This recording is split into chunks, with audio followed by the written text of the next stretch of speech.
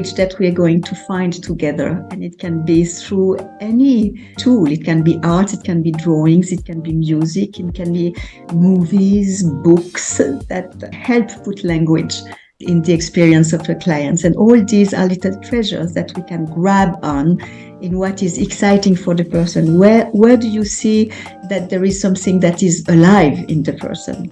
And when you see this aliveness in the here and now, because as a counselors, we are going to work in the here and now, then when we see this aliveness, what can we learn from this? How can we trigger it? This is Three People in Your Head, a podcast about getting the best out of yourself and others. Co-hosted by Matt Taylor and myself, Parul Narora. Sponsored by the International Transactional Analysis Association and the European Association for Transactional Analysis. In this episode, we speak to Sильви Monin. Sylvie is a teaching and supervising transactional analyst in the counselling field and a psychosocial counsellor working with people in difficulty, going through crises, or wishing to do in-depth personal development work. We talk about script and its positive traits, hungers, enlivening hope, and how TA counselling, working with the adult ego state, facilitates change. We hope you enjoy. Hello, Sylvie. It is so lovely to have you here, and I'm so excited to be talking to you as a guest on this podcast. Thank you for being with us today. Well, thank you, Parul, and thank you, Matt, for the invitation. So I'm really looking forward to these conversations that we're going to have with you and with Matt. So thank you really for the invitation. Brilliant. Thank you. So, Sylvie, I know you have so many things on your list. Your introduction was really long if you were to go through the whole thing. But I'm going to invite you to talk a little bit about the roles and responsibilities that you hold within the TA community. Okay, yes. So right now in my roles, I have a role in ITAA where I'm the Vice President Operations since last July when there was the last General Assembly. Before that, I was the ITAA European representative for a year or two. And previously, I was very involved in EATA, where I was the Swiss delegate for 8 years, of which 6 as vice president, one of the 3 vice presidents of EATA.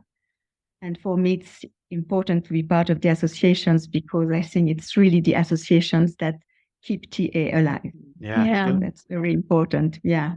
So you're heavily involved. I've been heavily involved. I've also just ended this year TAJ co-editor for 9 years. That has been a huge amount of work, but also extremely satisfying. Yeah. And the story started actually with an issue of the TAJ that was dedicated to the counseling field, where I was invited to be a guest editor. And it was very exciting that the counseling field is still so little known in some countries to have this special issue. And there are some wonderful articles in this issue. And the one from Bill Cornell who related the history of the fields that was quite fascinating. Interesting. I'll have to have a look at that. Yeah. And you already talked about counseling and as your expertise. But do you want to go back a little bit and tell us how you discovered TA and what drew you, what draws you to it? Yeah, I think it was about 20 years ago already. In my previous life, I was working as an executive assistant. That brought me at one point to the United States. I worked for an international organization and then multinational private banking sector here in Switzerland. And then I really got fed up with this work and I wanted to do something more human related. And so I decided I wanted to go into the helping relationship, which was my dream as a child. I always wanted to be a nurse then. And one day a friend told me about TA and said, have you ever heard about transactional analysis? Because I was looking at what modality I would like to learn or to train in. I said, no, I've never heard of TA, but I went and I did a 101 and that did it. I decided then that that's what I want to train in. And luckily there was a training center here in Geneva, so I could start my training. Wow. And, And how long ago was that? Well, that was 20 years ago. 20 years. Yeah. And for the second part of your question, what really attracted me during this 101 was the optimistic philosophy of TA, that we all made decisions at one point in our lives, but we can always make new decisions. So in that sense, we are really actors of our life. And I thought that was so optimistic. We can change, we can evolve. And that was really my passion. And that everybody is okay. That was one of the strong philosophy of TA that I really like. That sounds simple when you hear it. You know, I'm okay, you're okay, we're okay. And it's so complex. It's very true. It is. I love those foundational principles. They seem, as you say, so simple, and yet you can go so deep with each one of them. Yeah. Brilliant. And I love what you said, that what drew you to it was that liberating optimism that you can change. And even though it's so simple, I think it's also one of the myths of TA, right? That it's so simple, then it probably won't stick. Yes, and I think that probably at one time, at least in Europe, TA was discounted because it was seen as being a kind of simplistic or too simple. Yeah. And it's true that in one hand, it's helpful because you have this language that is easy to grab. Or, you know, if I draw the drama triangle or the symbiosis or different concepts for clients, right away they have an image. Yeah. But then there is such a depth and complexity. You know, if I think of the ego states, for example, even today, I continue to learn. It's such a subtle concept and how they interact. So that's what I like about TA, is at the same time, it seems simple and accessible. But on the other hand, it can really trigger very deep work and in its complexity, but also in its subtleties. Yeah. Yeah. Very true. And you talked about how people have the choice to change. And you talked about the optimism that drew you to it. And in the form that you wrote about when we were prepping for this podcast, you talked about the script also as a very optimistic concept. And oftentimes we've imagined or thought of script as something that's limiting. So I wonder if you'd like to talk about how that, again, is another thing that drew you as a concept. I was going to, I'm going to do my bit of jumping in. And would you be able to, I know this might be a bit of a stretch, would you be able to inform our non-TA listeners what script is or what script means within the TA framework? Yeah. Because you talked about actors as well. So you mentioned the word actor, and I thought that was really interesting. Sorry, carry on. Yeah, well, you know, if you think of script as a theater play, you have the main characters and you have all these actors on the stage. And I think our script is like that. It's like a play that we put into place. There were the main characters when we were born that were there and that influenced our life, the way we were brought up, the message that we got, the models that we got from our parental or figures of authority. It can be also teachers or uncles or bigger brothers and sisters. All kinds of people can really impact on our script. Yeah. And I think that's also what is fascinating about the development of script, is that at the beginning, Byrne talked about, you know, father and mother. Yeah. But then it evolved, and now we see that there can be so many actors. So the script is the vehicle, the way we construct, we make meaning of life. The script gives a structure. And we know that structure is one of the three fundamental hangers that Byrne is talking about. So scripts help us making meaning of what's happening, and also trying to solve problems and see what are the beliefs we have on ourselves and the others on the world. There's also hope in the script. What else can I do differently? How do I want my life to move forwards? And I think if I think of the clients when they come to see me, there is this hope when they come in consultation. They really, there is something they would like to change. And it's really Vanita English who was the first to talk about script in a positive, really positive way. Yeah. And as a vehicle that allows us to blossom rather than inhibits our being. Yeah. Of course, there can be very strong inhibitions, prohibitions, script messages that can be dramatic. And I don't want to discount that at all. Yeah. But it's not only that. It's really a structure that allows us, if I take Vanita's words, to blossom and to move on. Yeah. In the structure that it gives. Yeah. I'm curious about how that piece of theory, how you use that with your clients, and especially because this is a counseling field episode where you're a TSTA in the counseling field. You mentioned working with your clients. How do you use the script theory to facilitate the change and to enliven the hope of your clients when they come to see you? Mm-hmm. Yeah, that's really an interesting and challenging question. Sorry. No, it's great because actually, there's always been this struggle between psychotherapy field, counseling field, what counselors can do or not do. And one of the things I learned or I heard, I didn't learn it, otherwise I wouldn't do it, but what I heard a lot is counselors don't work at the script level, psychotherapists do. Really? And I think our script is alive in the here and now. Yeah. As three talking together, our script is there with us.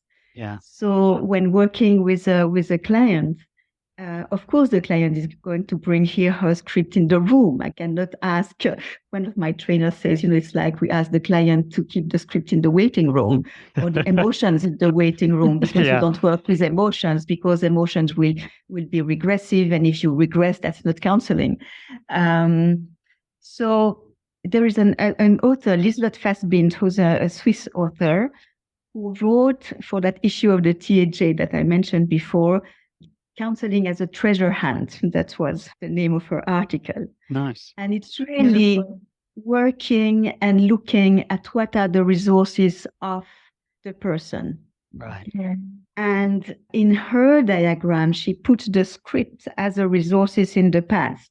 And that had really me thinking, as I think that the script is a resource of the past, the present, and in the hope that it can bring, or the hope we have of changing our life, also a resource for the future. Great. So working with the resources of the person, we help the person to make more sense of, what is the belief of the person, what are the emotions, the behaviors, why does the person come to think about it in a specific way? Are the emotions related in the here and now? Are these emotions triggered by past memories? And doing all this work, we started to say that it was going to be a conversation that we're having together. And that's how I see my work with clients. It's really a conversation where I learn, they learn, and we try to figure it out together. Yeah. So it's like there are the limiting aspects of their lives, but also all kind of new facets. I like this term that Liselott uses of treasure hunt, all these treasures that the person has in himself, herself, that can be brought to life. And it's like the pieces of a puzzle, you get all these pieces of the puzzle to get a greater and greater and greater and wider image of who you are and who you are in this life and with others. Very I thorough. love that visual of the treasure and the treasure hunt, such a beautiful visual. And again, there's hope in it because there's something that you feel like there's something to be discovered, something new, something valuable that you can then use. So the concept of resources and treasure is beautiful. I was curious about, I have a friend from 20 years ago who contacted me who's a counselor in another field, and she just came across the podcast. And I thought, from her perspective, I was wondering what it is that enables you to spot a person's script. So as a professional, what helps you to identify, oh, this is a piece of script, as in, oh, this is treasure here. So what do you look out for when you're working with your clients? I think actually the treasure is probably in the script also. If we see the script as not only the inhibiting aspects and limiting aspects, but also all the permissions that we got in our life, all the strategies that we put together in our lives, some that are not working anymore, but some that help us survive. And in these strategies, there are resources. And what do you look for to notice what is script and what's just conversation, or, how do you determine that? I know these are difficult questions. It's a great question. And I think it depends the way we see script. Yeah. If I see script in its limiting aspects with the client, I will look at all the what we call injunctions in TA, the message that say don't do, or don't be important, or don't feel, or don't think, all these different messages that we can have, or all these messages that say you are okay if, which is conditional messages. So these injunctions, counter injunctions, drivers also, as we can call them, are going to give me ideas, how did the script of the person evolve? If I think of the script matrix by Steiner, what are all these different messages that are there? Yeah. Where is the person stuck? That also gives me often an indication. Does the person have the freedom to feel emotions or not? How is the person thinking? How is the person behaving? Because that's all script manifestation. Great. What are the fantasies of the person? So that gives me elements of the script. Sometimes I draw them. There is this script system that Richard Erskine wrote about. And sometimes I draw it with my clients and we look at it together. Great. It can be helpful and sometimes not. I remember a time when a client was completely horrified when she looked at everything that came out because it sounded so dramatic. But then out of this, how could she see how she has survived and what helped her to survive? And then we go back to the treasure. What are these little treasure, these little diamonds that we can grab and that gives hope? And can you give an example of what those diamonds might be, or the treasure? What might you notice or see in a client? I'll tell you about a client that I've just seen before this podcast. It's a person that has a dramatic story, really, really hurtful. And it's like her life was in black and white. And today she was explaining to me how she used colors to make a drawing and send it as a message to a friend. So it's like suddenly she was able to find colors in herself. That's the treasure. Nice. Okay. So it's a little shift, seemingly small, but enormous in her life. Right. Yeah. And using resources can also be, I'm thinking of another person that I'm working with. His thing is music. And he uses music to help him express his emotions, his feelings, what he wants to convey. And that's a treasure. And how can we build, it's like, what is the language that we're going to find together? And it can be through any tool. It can be art, it can be drawings, it can be music, it can be movies, books that help put language in the experience of the clients. And all these are little treasures that we can grab on in what is exciting for the person. Where do you see that there is something that is alive in the person? And when you see this aliveness in the here and now, because as a counselors, we are going to work in the here and now. And when we see this aliveness, what can we learn from this? How can we trigger it? Or sometimes there's just a flicker of excitement in the eyes, and what's there? And when you push on the button of what is alive, there you find treasures. Brilliant. Yeah. I love that answer. I feel enlivened by hearing that. Wonderful. I was just thinking that there's a lot that has been said in TA about the secure base, how to have a secure base. Yeah. But Bill Cornell, to name him, speaks about a vital base. I really think that is important. How do we encourage vitality? of course, we need a secure base in life. And often the counseling will offer that secure, well, a kind of secure base in that it's a safe environment where the person can explore what's going on in his or her life. But it's also a place where the vitality can blossom. And how can we encourage that vitality? And I would say that allowing the person to become more and more alive to himself or herself. You say that a livelier version of himself or herself. Well, a more alive version. Yeah. Great. Love it. Like the colors you talked about, the example of the colors and the message is a livelier version. Yeah, typically. And I wonder, when you talked about hunger earlier and you said that script satisfies basic hungers, I wonder if that is one of the things that also nudges the person to discover more or to go down that, treasure path to discover what's there. So what are those hungers that you were talking about? If you could go a little deeper into that. Yeah, Eric Berne named 3 basic hungers. And he used that word hunger because he really saw that it was as important as the food that we are eating. And he spoke about the stimulation hungers, recognition hungers, and structure hunger. And something that I've been thinking about is that when we are not even born and we are in the mother's womb, there is already a rhythm, the rhythm of the heartbeat, the rhythm of the movement of the mother, the movement of the body. So it's like there is already structure. If we think of rhythm, bringing structure.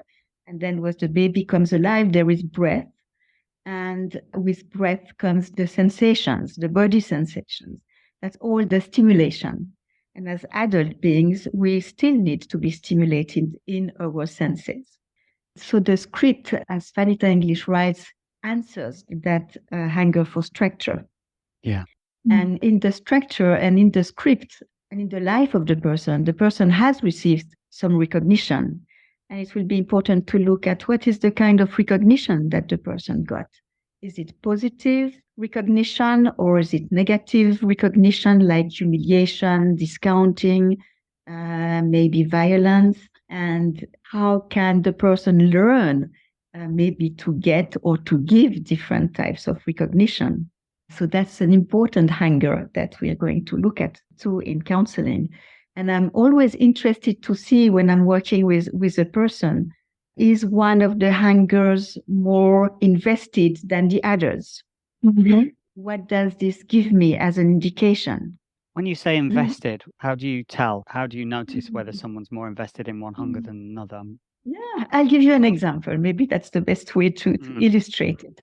I'm thinking of a man who was doing a lot of parasailing. Do you say that? Parasailing? Yeah. Go from the mountains. Yeah.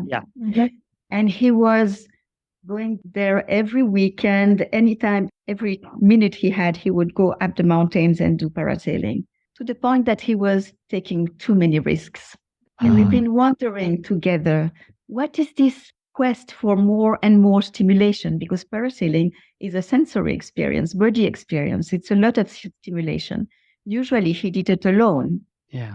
And in his life, he was very, very lonely, not having any conversations. So he would compensate that lack of recognition by seeking overstimulation. Right. And to make these observations helps to find another balance. What needs to be increased in that he could at least start to take less risks in parasailing. Yeah. Not Yeah, stopping, that sounds but important. in a way, yeah. Okay. Yeah, that really makes sense. Yeah. And when I'm working with clients, and that's quite new in my practice, but I like often in the session to have a place where the person can just be attentive to the breathing and the body and just find that initial rhythm. Breathing is a normal thing that we do as human beings, but it's rhythm and it's life. And in that it also brings structure and have the person be aware of the here and now and the experience in the here and now. I noted you talked about the integration of mindfulness into your practice, and that's something I use similarly. The Wonderful. Yeah. the principles of mindfulness and the idea of being present and attentive, using the breath as an anchor. Fantastic. Yeah. And in a way, it nourishes the three hungers because you're aware of your body, so your sensation, stimulus, hunger. Yeah. It gives structure at the same time, and it's a recognition that you give to yourself, opening this space for yourself. And that's so interesting. I've never thought of it as a form of structure. That is a really interesting way of framing it. Really good. I like it. And I love how it's an example of how tea is so simple that you can apply it to any concept and it makes sense, right? And we were talking that, Sylvie, you were talking about how a livelier version of yourself, when you said that facilitating a livelier version of a client. And we've been talking about the optimism and hope in script. And there's another part of it, which was about how as you change, you also lose a part of you. And I wonder how they are two sides of growth and change, where you have hope and optimism and this treasure that you discover. And yet on the other side, there is something you're leaving behind. Yeah. And how grieving is linked to that. Yeah, thank you for this question, Parul. At one point in my life, I was thinking that life is an overall grieving process, and that psychotherapy or counseling or any kind of self-development work that you're going to do is an ongoing grieving process. And then I thought, but it's also a rebirthing process, which is more optimistic. But I think you have to say goodbye to say hello. And the better you manage to say goodbye, the better you will be able to say hello. And I think that when we are working with script, there can be really strong and scary moments where the person is transgressing something that was not allowed, is transgressing an injunction. And that can be absolutely terrifying for the person. So how do we support that move? At the same time, listen to what is terrifying, and at the same time gives the permission and the protection for the person to make a new experience. I remember vividly a client who was at the point of transgressing one of these injunctions and allowing herself to go on stage and to take her place, and how she was terrified. And I remember her telling me, but it's like I'm killing a part of myself. It's like by allowing herself to do something new, to be a bigger version of herself, at the same time, she was not loyal to a more archaic part, a previous part of herself that had learned to live in the shadow and to be in the shadow. So she felt it was like killing that part of herself. And we worked on how would it be, rather than killing that part of herself, how would it be to take that part of herself by the hand and say, okay, let's go and try a new experience. Great. So it's like you're integrating, bringing it with you. Yeah, exactly. Lovely. Integrating, exactly.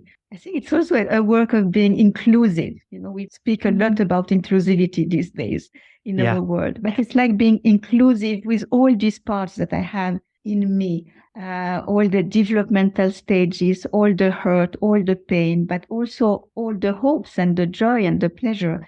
And how can I really be inclusive of all these aspects that I like maybe less, these aspects that I like best. Yeah. But they're all part of me. There's nothing that needs to be thrown out. Yeah. It's like if the story of my life is a book, even the bad chapter, they're in the book. But what do I do with these chapters? Do I want to tear them off, but it's going to have a big, nasty hole in the book? Or do I keep it in, but do I look at it through a different angle? And how can I work also with my emotions, through my emotions, looking at these chapters? Yeah. Love it. I was curious about something just mentioned before we started recording, and this was about your thoughts, particularly around the counseling profession and the counseling approaches. Is that what you were describing? I guess I'm opening it up to you to speak more about your thoughts on counselling in TA specifically, because we really want to use this podcast as a platform to give that field more exposure in some ways. So I'm really curious to hear your thoughts on those different ideas. Yeah, thank you for this question, Matt. It's an important one. The counseling field is the latest one that has been described in TA. Yeah. First it was psychotherapy, then there were special fields, and then education organization. The counseling field, really, it's in the 1990s that EATA had a task force group that started to discuss the counseling field and develop the core competencies of the counseling field. Okay. And I think in some countries, counseling, psychotherapy are all part of university degrees and part of the clinical field. Yeah. In Europe, there are more distinctions. And there are some countries where counseling field doesn't exist. Either you're a psychotherapist or you're nothing, but there is no counseling field. Yeah. And in EATA, what I find really interesting, and ITAA, is that the counseling field is described along two axes. You have what we call the complementary counseling. These are counselors who have a job and they're going to integrate TA concepts in their job. And for example, if I think of trainees that I've had, policemen, nurses, people from the church, I remember a midwife, even a hairdresser at one time. Yeah. But, all managers, human resource managers, all people that are dealing with the relationship and what's going on in the relationship, in the communication, can implement TA concepts into their work.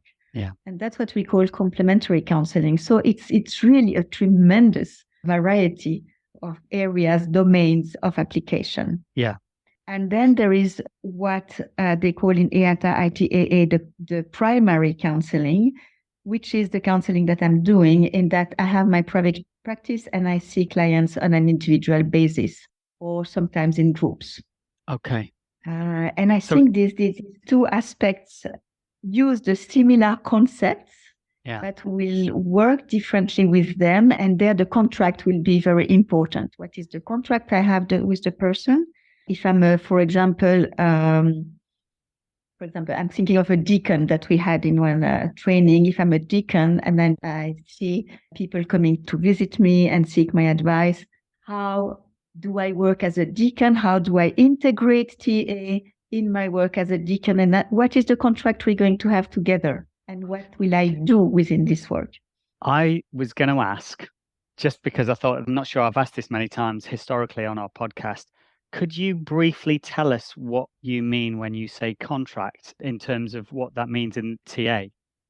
Oh, yeah, sure. Because I think that's one of the basic of TA and in the philosophy of TA, the theories of TA.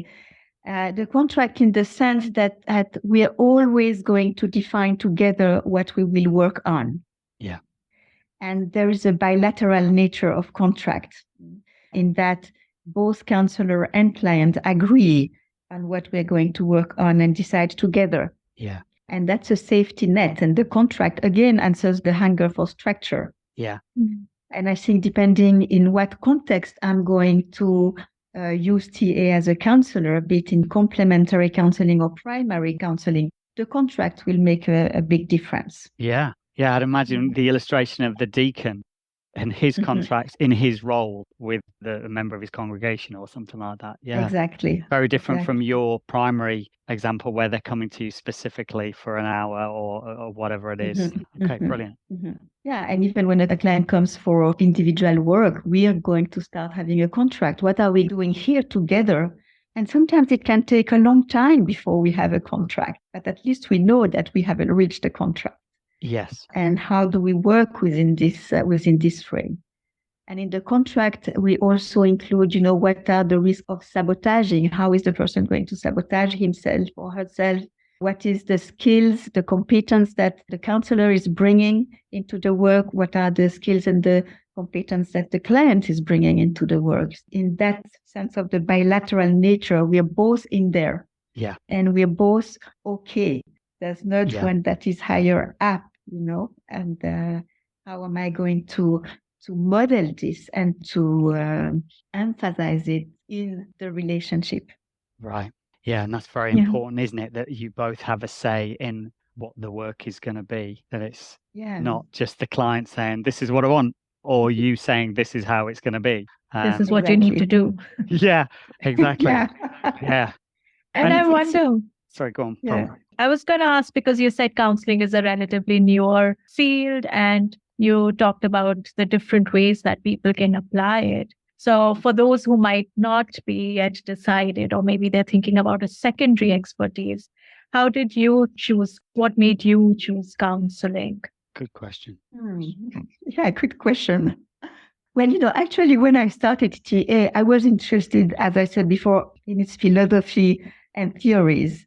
And I didn't really think about in which field I would practice. I just knew I wanted to go into the helping profession. Yeah. And it so happens that in Switzerland, we have very strict laws and regulation about the field of psychotherapy. Right. So I didn't want to go back to university and have a master's degree in psychology and then do some years of clinical experience. So that was a no, right? And then education, organization didn't really speak to me in my previous work experience and where I wanted to go. So that left me with the counseling field. And I was very lucky that in Geneva, we had Jenny Hein, who was instrumental in developing the counseling field and all that the counseling field could offer.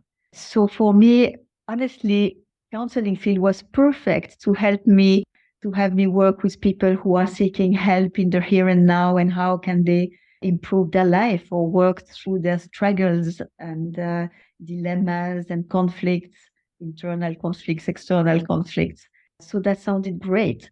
And I really got invested in that field and have been an advocate for having it more recognized. Because it's really, it's been painful at times because counseling was seen as a second-class therapist. I mentioned that TAJ issue about counseling.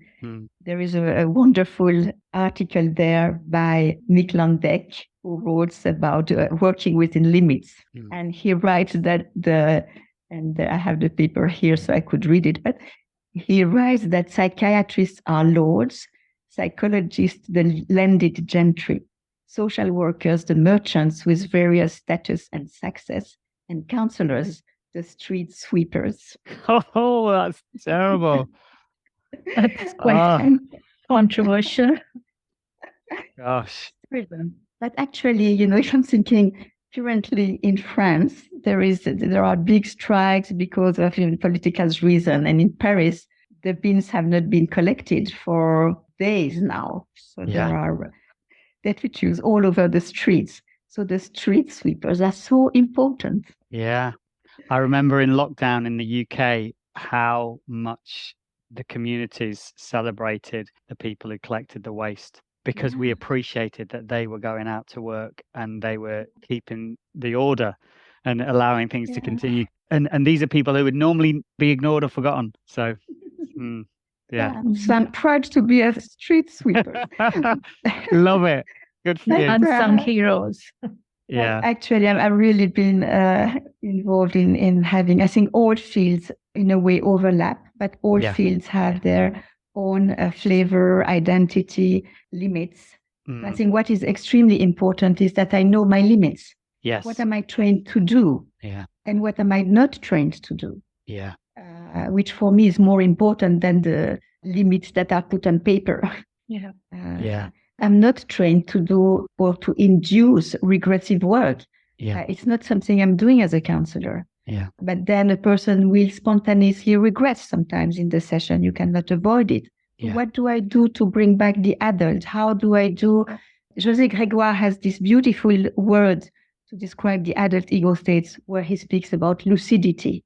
How do I bring more lucidity in the here and now and the capacity to observe what's happening, to make sense of what's happening, to put words on what's happening that will help the client mobilize the adult ego states and be in the here and now rather than what psychotherapists might do or to increase or trigger more regression. Yeah. So that, for example, is a limit. But it's really, I like this word of being lucid. And my mind goes back to what we were talking about earlier, where you were talking about the structure of the breath and the experience of the breath and how grounding that can be. And I was wondering, are those the kind of strategies that you might use for bringing, enlivening the lucidity or bringing about more lucidity? Yeah, definitely. I'm sure there's loads, isn't there? I'm sure there's loads of techniques. No, but definitely this is one. Really going back to the breath, take time, breathe, and being a firm presence beside the person. Sometimes I'm going to put words on what I observe that helps the person trigger the adult ego states and then make sense of what's been happening in the child, what is there in the parent ego states. Yeah. So the narrative, the words are extremely important. Interesting. And yes, the breath. I realized that breathing helps me be more anchored. And it's like it also opens another space within the conversation. So I think the breath can be holding a containment. Yeah. I always leave these conversations wanting to train in the field of the guest that we're interviewing. I know I want to know all these techniques that you use to enhance how lucid someone is. But sorry for all of you. No, you can definitely write that paper. Get that counseling CTA in as well. Yeah.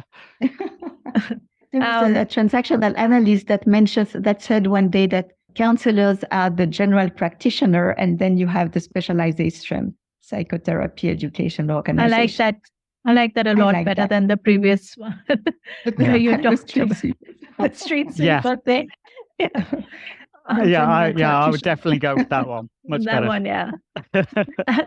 It's interesting you're talking about how counseling TA is so simple. You're talking about breath and lucidity, and you also talked about the different kind of people who can use counseling when you talked about primary and complementary. And I wonder, why is TA not well known if the application is so diverse and so universal? I know, Parul, this is so frustrating. And it's something that I'm fighting about. Honestly, I think that the fact that TA in many countries is not in the universities and has never been recognized as a modality to be trained in the universities doesn't help. I think that plays probably a big role. I know that now in Europe, I know in Switzerland, there's more and more requests for university diplomas or equivalent. In Switzerland, we have the academic sector with universities, and then the equivalent with federal diplomas or certification. So people are looking for training who are going to give them these accreditations that TA doesn't. Because if you say, okay, I'm a certified transactional analyst, doesn't mean anything. Yeah. So now in Switzerland, we have something that is quite new, probably since about 15 years, but it started actually with a majority of transactional analysts who developed a federal diploma of psychosocial counselors. So in Switzerland, I can call myself, the title is I'm a counselor in the psychosocial domain with a federal diploma. That would be the title. Great. So now there is a recognition of the counseling field. And if you're certified in TA, you can have a bridge and get that diploma with just taking one part of the exam, but not doing the whole thing. Great. So that's good for the counseling field. But for example, and that's been really, really something very hard for the psychotherapists, psychotherapy has not been accredited as a valid modality in Switzerland. So we have no people training in psychotherapy TA, except psychotherapists who wants to learn TA because they think it's going to be, a nice addition to their training or their master. But it's really sad. And I know in Spain, it's the same. In France, at one point, TA was considered as a sect. When I read that, I thought that is so fascinating. I mean, I could talk for a long time about that, but I won't. Maybe another time. And I think that did a lot of damage to TA, actually. So now it's been taken out of the list, but still. Yeah. So I think for all these reasons, and then there is one part that I still don't understand, but it's like TA is in the shadow. Yeah. Yeah. And why, how, honestly, well, the reasons that I just stated, but otherwise I don't know. Yeah. And it's frustrating because, trainees or people who come to a 101 are very excited, enthusiastic, see how they can use it right away, some of the concepts in their personal life or professional life. But then it's like it's dying somewhere. Yeah. Although this kind of accreditation that you're talking about is a step in the right direction. It's about hope that there will be more and more regulation and hopefully validation of, Yeah, I hope so. Yeah. Yeah. I'm with you in terms of the value that TA has. It's a huge body of work that is incredibly valuable. And similarly, it's one of the reasons for the podcast. John and I thought, why is this not out there more in the, more obvious, more easy to get hold of? Yeah. And so, hopefully that'll change. Yeah, and I think that this podcast theory that you have is wonderful for that purpose. I think the THA is playing a very important role, as there are lots of authors. We need more counselors to write, but it's easy for me to say as I'm not writing myself. Anyway. Yeah. So it's keeping TA alive, and our associations, as I said before, are keeping TA alive. Yeah. But the certification process is a long one. Can be an expensive one. And we're in a world where everybody wants to go fast and fast and fast. So it doesn't make it very easy to go to the certification process. Yeah, those barriers to entry are, things that I think in the future may be able to be adjusted or addressed in some way. I think that is important. Yeah. Yeah, hopefully. It's great. We could keep talking, but since we are talking about going faster and faster, I wanted to know, what do you do to slow down, Sylvie, and you're looking for downtime? I love to lose myself in books and fictions and nothing to do with psychology. And that when I do that reading, it's like it's part of work. Books, movies. I like the outdoors, so to go out walking. I'm not doing it so much anymore, but I used to play the violin, which I love. I love music. So music is a big source for me to slow down. Yeah. Meditation. I really like to take time to meditate. Yeah, these types of things. Nice. I was going to ask Sylvie if there's anything you wanted to share particularly important to the TA community or the community at large. Well, I think I'd like to share that I'm proud to be part of this community. And to this and participate to the development of TA, even if we just said how difficult it is, but still to contribute as best as I can for TA to be better known, because I think it's so important, and it profoundly changed my life, both in the personal work that I did, but in the people that I've met all over the world with TA and the friends that I've made, and I think that is really wonderful, and I'm very, very grateful for this. You strike me as a person who has found treasure. You talk about the diamonds. You have such a positivity and a bright spirit about you. It seems like you're living what you teach, and so really enjoyed that. I'm trying to. Not always easy, but I'm trying to. Yeah. Thank you for your time. Overall, I trust in life. Yeah.